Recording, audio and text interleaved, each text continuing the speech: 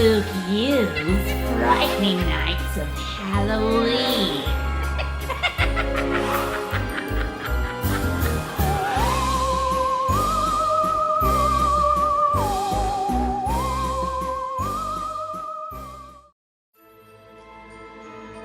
Hello, my dear Franken friends, and welcome to Spookyou, your one-stop shop for all things ghastly and ghoulish. I'm your host, Barnabas Vixen, 2-foot-tall green monster and conveyor of chaos around these parts. Never heard of me? Too bad. We're already on night 4 of our Frightening Nights of Halloween series, and we've got a killer lineup for you tonight. Joining us, we have Scream With Me Stories, TheBogs, and Fetch Our... the other guy that does all the voices on that channel. Number 4, Michelle Obama. Lucid Lupus, I believe. The talented authors who pen these terrifying tales are Moomingoober, Dark and Creepy, Hyperobscura, and As the Raven Dreams. Hey, I know that guy! He once sold me a wilted charm in the back alley for some birdseed one time. Good times. Good times. Right. Our first story of the night is Best Friends Can Be Abusive Too, written by Moomingoober and narrated by Scream With Me Stories. Links in the description below. Take it away, Screams!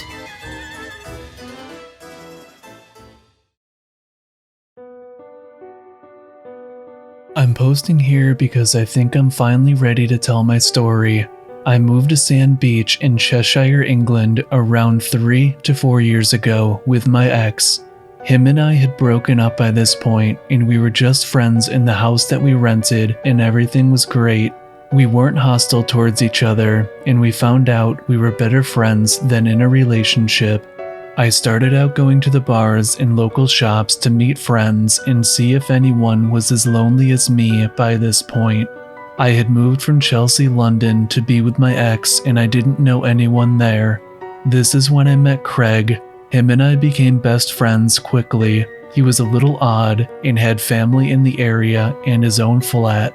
So my ex moved away back with his family and I couldn't afford rent on my own. So Craig and I rented our house in Worcester where his dad lived. His dad would be about 5 minutes of a drive away from the house that we ended up settling with. Him and I were just best friends. We didn't do anything romantically or sexually, and he always had a few poor girls in tow. He would tell each of them that they were the one for him, and he loved them, etc. He ended up having about 7 girls on the go at one point. I started seeing this guy Jay, and he eventually became my boyfriend. Craig hated it, and we would argue about it and the fact that why should he care at all? Him and I were only best friends. He needed to stay out of my dating life. This is when things got physical. One night, Craig literally got on top of me in my room, put his knees on my arms, and started to strangle me. He was saying things like, "Where is he now?" And I honestly thought that I was going to die. My brain switched to my mom, who was about 4 to 5 hours away, and she would never know or would have to come identify the body of her own child. I don't know what it was, but I managed to kick Craig off and I ran. He had double locked the front door, and he hid my bag and smashed my new iPhone that I had gotten from my parents for my birthday. I was literally running down the stairs with him yelling in tow that he was going to kill me. I knew the back door was open from him smoking earlier, and I knew there was a garden gate. All I needed to do was open that, and I made the run for it. The next thing I know, I'm on the street in short shorts, pajama top, and I was barefoot. I just ran. I ran for a good half hour towards the town and used a payphone to call 999. The police ended up picking me up. I couldn't get back into the house as Craig had my door key, and I told them the story. They took me back to the station and ended up unlocking the doors as it was past 1 in the morning. They also took photos of my neck because of the bruising, and my head was bleeding from where he had smashed me into the kitchen wall earlier. I had to sit in a patrol car to go to the house, and they picked up Craig. He was on the streets looking for me. I had to point him out and say, "That's him." He said that he was out on the streets looking for me and he was worried for me. I don't think that was actually true. I think he was out looking for me to silence me so I couldn't tell anyone.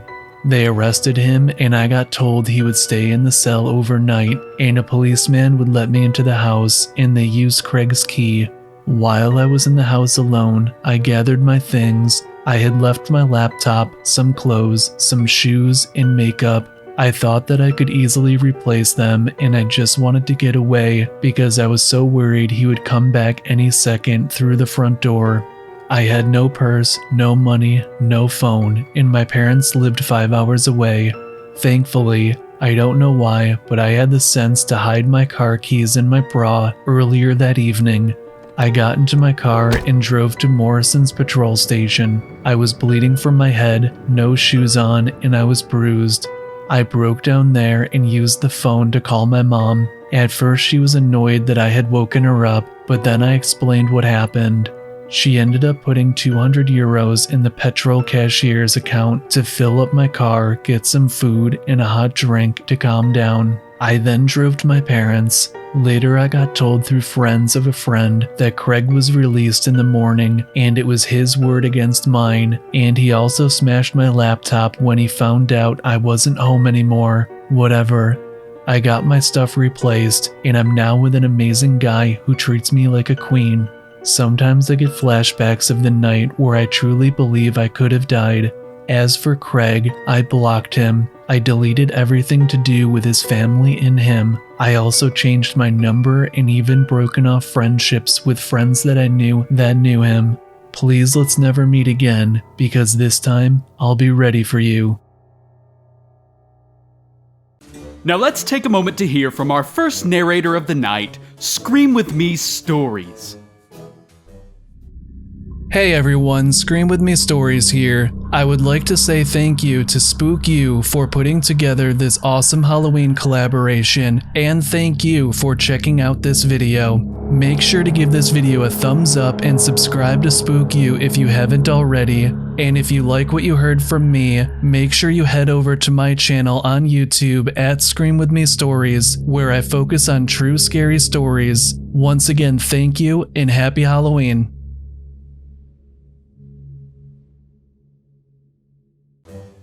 And the author of this story is Moomingoober. They've got a couple of other posts in r/paranormal and r/let's not meet, but not much other than that. This seems to be a personal story they've shared, and we appreciate them allowing it to be on this channel. Thank you, Moomingoober. Up next, we've got That Winky-Faced Bastard, written by Hyperobscura and narrated by TheBogs. That winky-faced bastard, creeping around the corner with a wink and a smile. Blink for a second and he'll skin you alive. The winky-faced man. The winky-faced man. This was written by me at age 7, after having witnessed the brutal death of my uncle.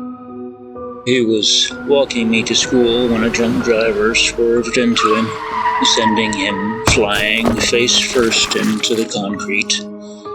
His skull split open, and his spine was shattered. The horrid image of his ragdoll body bouncing down the road still haunting me.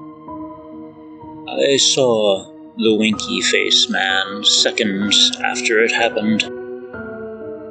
He stuck his bald head out real slow from behind a corner of a nearby house, looked me dead in the eyes, and winked at me. Then, just as steadily as he had appeared, he retreated again.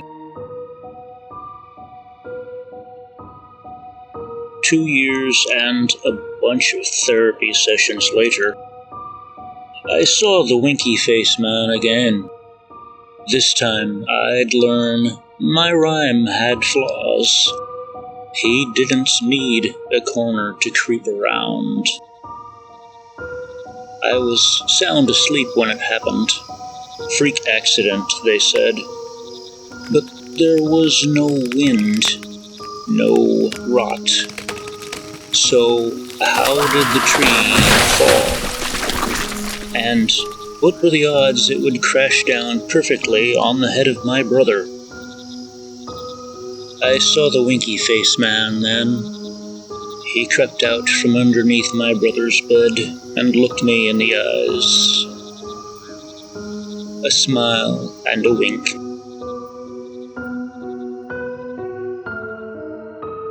I spent the next couple of years floating around in a pill-induced haze. Didn't help one bit. When my mom died, he was there again. She fell down the stairs, her neck snapping like brittle wood. I'm not sure what was more horrifying, the way her head was facing the wrong way, or the silhouette of the winky-faced man creeping into my periphery. I think the latter. My grandfather was next. I watched in weird anticipation as he choked to death on a piece of candy. The winky-faced man came creeping around from underneath the kitchen table at the exact moment of death, with a wink and a smile and a death. No more, though, you winky-faced bastard. I remember how I suddenly stopped dead in my tracks when my uncle died. If I hadn't, that car would have hit me instead. I remember how I convinced my brother to switch beds that night, and even though I couldn't explain why, I remember how I asked my mother to go down into the basement to get me a drink, even though I could have easily done it myself.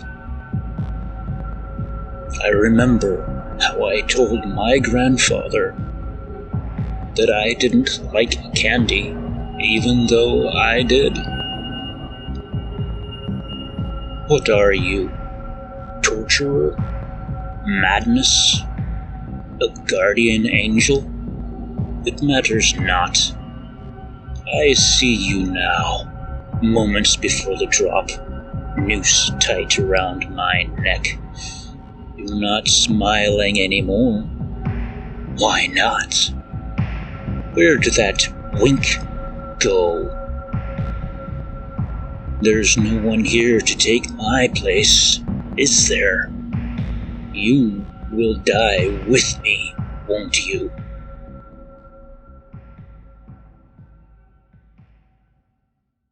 Great job! TheBogs is another awesome narrator and is currently sitting at just 100 subs as of this recording, so please, head on over to his channel and help him cross that threshold. He uploads quite frequently, 9 videos within the last week or so, and he's got 27 videos for you to binge while he's editing his recent video for you to watch. Be sure to follow him on Twitter at Griffin_D, on Facebook at TheBogs-official, and on his subreddit at r/TheBogs_official. As for Hyperobscura, the author of this story, you can expect a great deal of binge reading. Keep up with everything he's doing by following his subreddit at r/Obscuratio, or on Twitter at Hyperobscure. He's an avid poster on No Sleep, as well as other scary story subreddits, so there's no shortage of content to keep you binging for years to come. Show this author some love, and be sure to follow the links in the description to check out more of their work, if you like what you've just heard. Our third story for tonight is a world traveler went missing in the mountains surrounding my town, but no matter how much they offer to pay you to find her body, don't. Written by Dark and Creepy and narrated by Lucid Lupus. A world traveler went missing in the mountains near my town. Don't try to find her no matter how much they offer. This story I'm about to tell you is 100% real, and it comes from the area that I live in. My town is not rural, but it's not big, and we are surrounded by mountains. By word of mouth, there were particular places in these mountains that are forbidden places. Not because they are owned by anyone, but just because of the mystery that sprouts out from them. My city is hundreds of years old, and it has so many different cultures mixed into it that we have a good amount of ghost stories as well. This one true story of a person who has gone missing in one of these areas is one that still scares me every time I hear it, because it makes no sense. To this day, you are still able to see the plaque of this missing person strung up on a tree off the side of an old dirt road that my family and I ride our ATVs on. On the plaque, they offer money to the person who could find her body, which is still up there. The area she went missing in, or at least the road, is called the Devil's Pass, but I'm not for sure on this.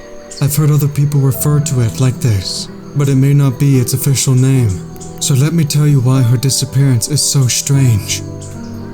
She was a world traveler and had gone to every continent, so she had to have been good with maps. Also, according to her children, she had been to the destination she was trying to get to before, which was off of a paving road. Somehow, she ended up pulling off of the paved road onto an old, rocky dirt path, which leads into the forbidden territory. At night is mainly when the area is supposedly dangerous to be in, and I have only been there during daylight hours, and I never left the road. However, there is a feeling of being watched while you are in this area, and it just has an unsettling presence. Or this might just be because of all the stories I've heard behind it that makes me paranoid of it. Anyway, the lady for some reason didn't stop and just kept on going. She ended up getting high-centered and couldn't drive anymore according to the police report. Now some of you are going to say that she was drunk and that's why she kept on driving in the middle of the woods, and the police thought the same thing, until the woman's daughter informed them that she had called her mother while she was driving there.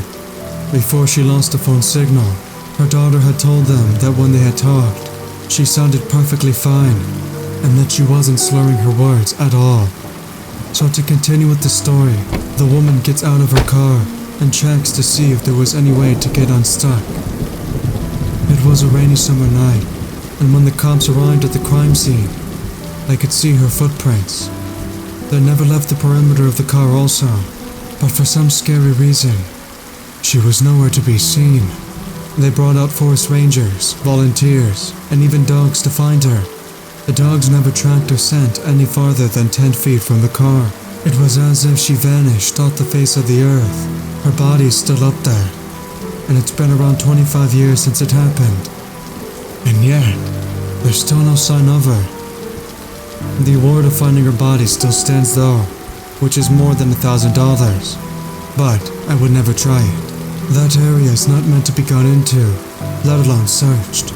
No one knows why it's cursed in my town, but the stories date back to the early 16th century when it was first settled.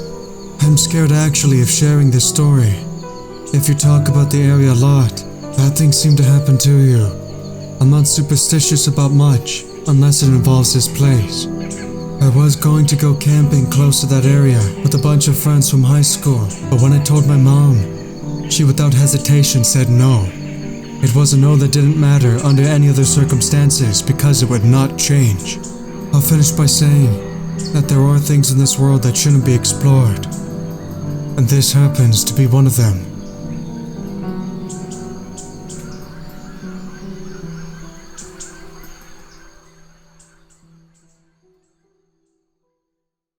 And now, here's Lucid to let you know a little bit about his channel.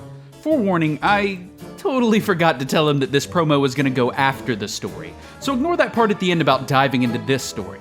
That's my fault, and it didn't sound quite right when I tried to edit it out. Anywho, take it away, Lucid. Hello, my name is Lucid Lupus. I'm a voice actor and I'm a narrator here on YouTube. I do a variety of content such as no sleep stories, true stories, and random troll pastas every now and then. And then once the week is over, we have a cool down on Sunday with the Fetch Arbuckle show. It's amazing, and Spookyou and Barnabas have been on there themselves, so go consider checking it out. But with that being said, enough of my rambling. Let's get right into the story. Now let me tell you a bit about Dark and Creepy. Not only do they post scary stories on Reddit, but they've been known to narrate scary stories on their channel. With 83 subs as of this recording and 27 videos uploaded, all written and narrated by him, there's a lot there to get you started in keeping up with this narrator/author. Pop by the links in the description below, subscribe, and follow him on Reddit and on Twitter at darkandcreepy1. Tonight's final story is How I Met Bryan Sampson, written by As the Raven Dreams and narrated by our vivacious voiceover virtuoso.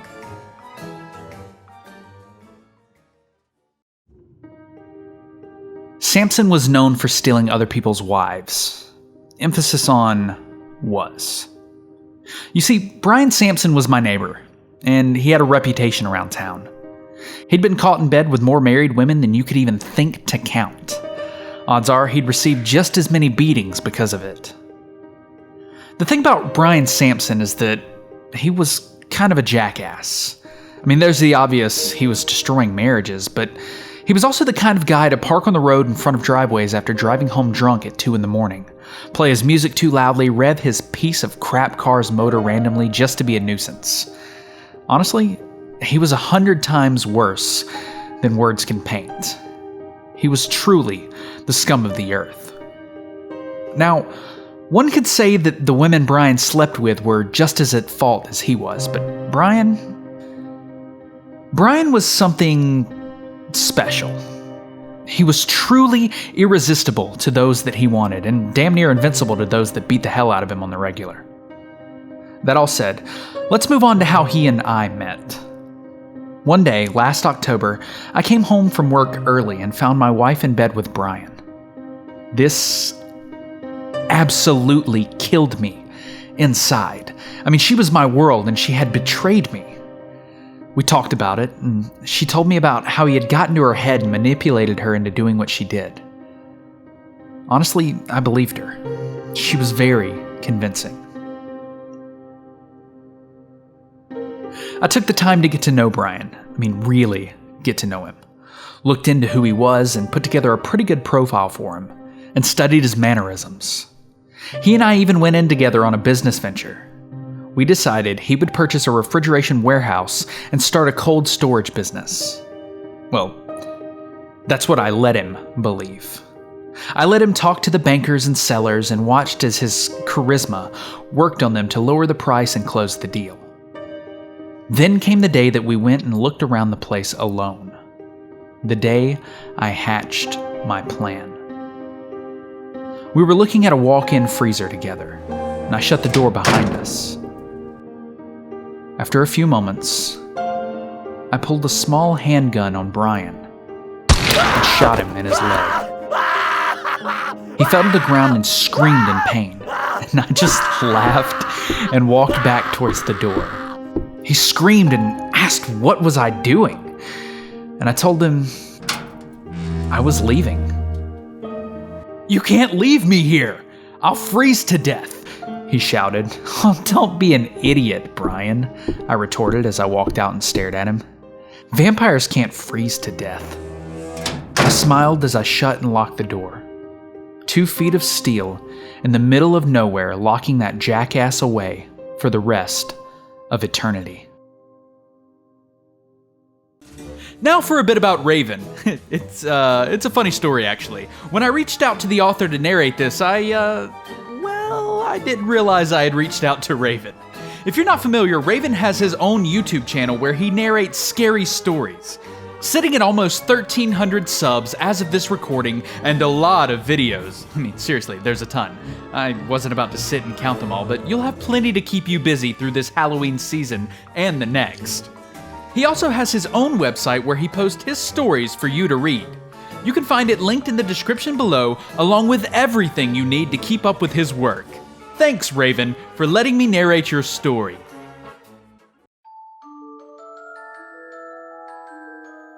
And that's gonna wrap things up for us tonight, my darling deviants. Thank you so much to the narrators and authors that lent their talents to this video, and be sure you devour the links in the description to check out each and every one of them. This wouldn't be possible without all of their hard work. Now, tomorrow we'll be back again at the same time with more narrators and authors to satiate that horrific appetite of yours. Smash that thumbs up, annihilate that subscribe button, and ring that little bell while you're at it. Until next time, my ghastly gang, stay spooky.